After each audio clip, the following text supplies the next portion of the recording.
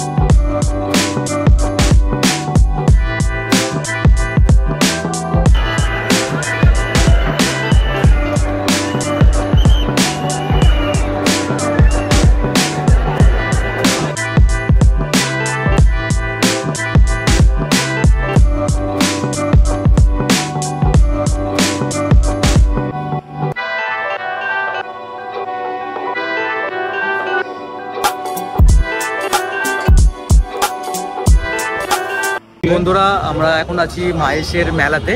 তো তোমরা দেখতে পাচ্ছ এই যে মায়েশের মেলাতে কোনো রকমের মেলা বসেছে। তো এই যে রথযাত্রা মায়েশের, কিন্তু এটা কিন্তু পশ্চিমবঙ্গের কিন্তু বৃহত্তম রথযাত্রা। যদি বলো পুরী পরে এটা নেক্সট আপনার আসে 629 বছরের রথযাত্রা।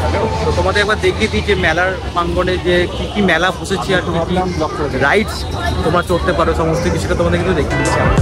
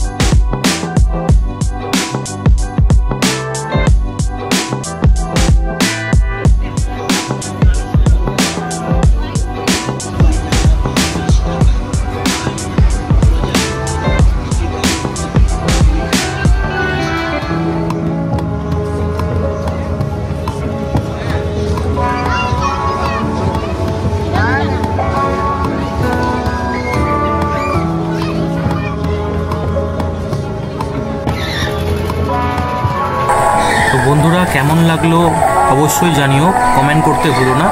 দেখা হবে আবার পরের ব্লগে।